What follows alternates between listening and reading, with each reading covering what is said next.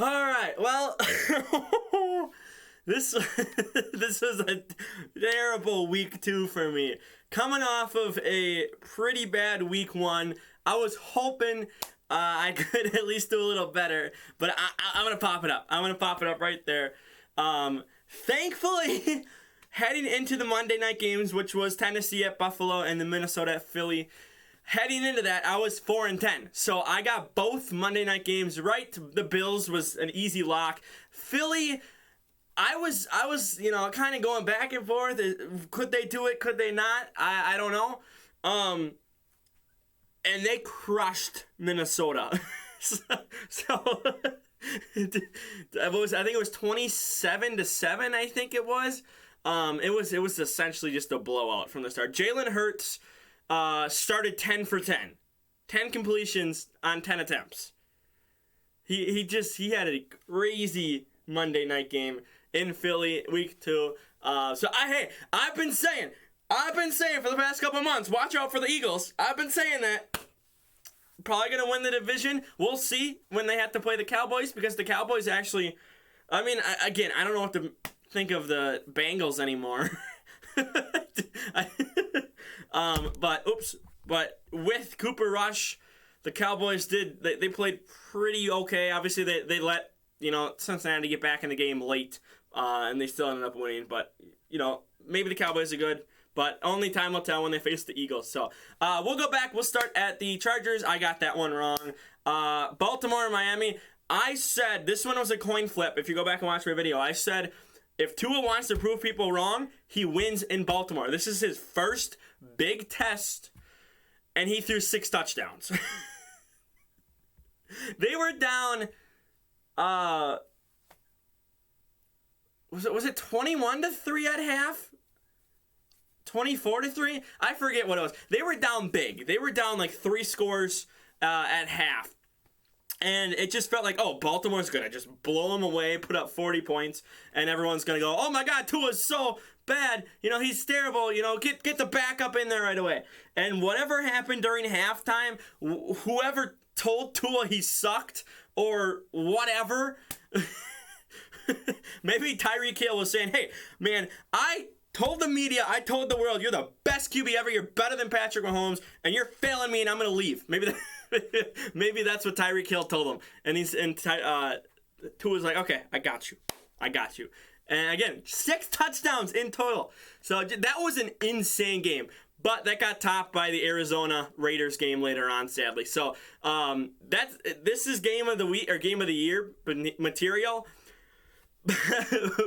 but the secondary slot had an even better game, and it's like, okay, well, you got 1 in week 1, 2 in week 2, so I don't know how the rest of this year is going to shape up, but we already have 3 game of the year materials. I'm gonna keep track. I'm gonna make a video on that at the end of the year and rank the top 10 games after we get through the regular season. Maybe I'll do postseason stuff too. We'll see. Next, Jets beat Cleveland. I did not see that coming. Joe Flacco looked like the Ravens Joe Flacco out there. He looked like pre-Super Bowl win Joe Flacco to get them to the Super Bowl. This man came out and they were down, I think it was like 17-7 or something like that too.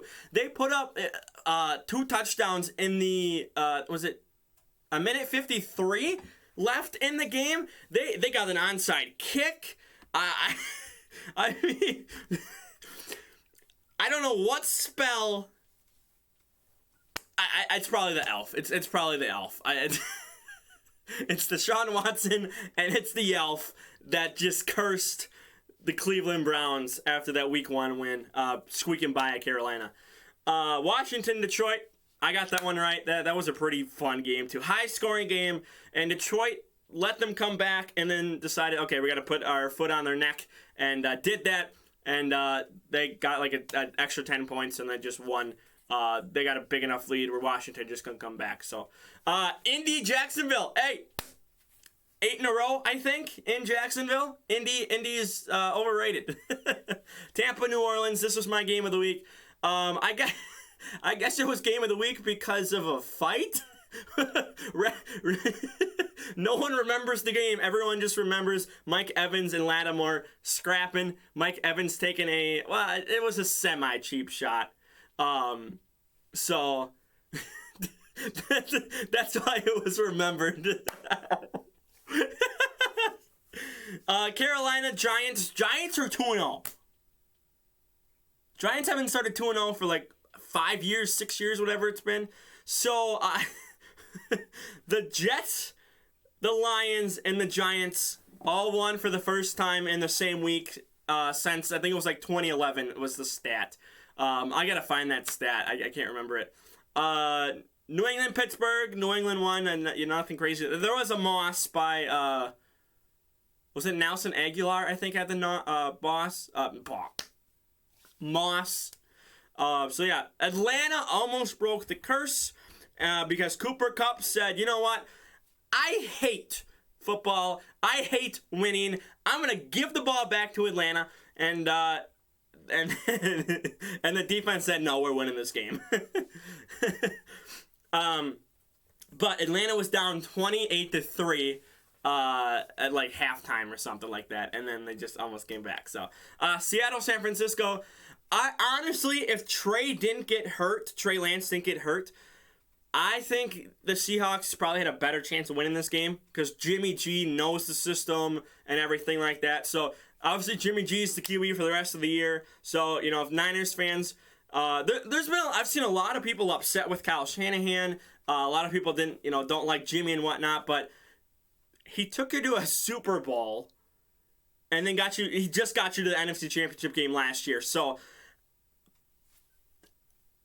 go ahead, get rid of him if you want. If you don't want to win another Super Bowl, or at least attempt a run to the Super Bowl. So, again, Cincinnati, Dallas. I already talked about it. Dallas won that. Houston, Denver. I picked Houston just because I thought, maybe they're okay. But Denver struggled. Denver didn't look crazy good in that win. Then we have Game of the Week. This is, again, Game of the Year contender. Arizona coming back, forcing overtime with a touchdown and a 2-point conversion to send it to overtime. Then getting a fumble in overtime, and the defense takes it back and scores. Was it Budda Baker, I think? Is that who got? I forget who got the ball. Barely crossed the line before throwing the ball away, so it does count as a touchdown and not a touchback. So Arizona, again, you got to hold on to that ball as you cross the line. But Arizona and the Raiders in a hectic, crazy game of the year. I saw that game and I'm like, I don't even want to watch it. I don't think it'll be that good. And then they put it on after the Cincinnati-Dallas game. After that finished up, we went to that. And I got to see final drive and whatnot. I started paying attention to that game. I'm like, oh my God, like it's actually a fun game. So, Chicago Bears, Green Bay. Green Bay won by, was it 17 or whatever? I did a whole review on it. That came out at like 11 p.m. that night, Sunday night. I did that on Sunday night post game. So that I was tired that night. Tennessee, Buffalo. I already talked about it. Buffalo just blew them out, and then Minnesota, Philly blew them out. I was not expecting a blowout there. So for the year, the total between the 2 weeks, 12-19-1. Below 500, 7 games below 500, so I gotta really step my game up next week, and I gotta win a lot of games. I gotta get a lot right to at least break 500. Good thing is, though, there's 18 weeks in the season. I have 16 more weeks to break even.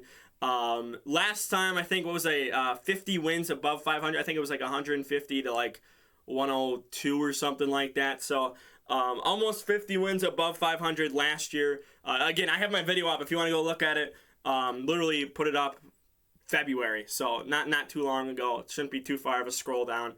But yeah, I'm excited for the week 3. We've had 2 crazy weeks of football, and I can't wait. So picks will be coming out tomorrow for week 3. Obviously, we have a game on Thursday, so every Wednesday picks will coming out. So for now, like the video, share the video around, don't forget to subscribe. I'm out of here. Peace.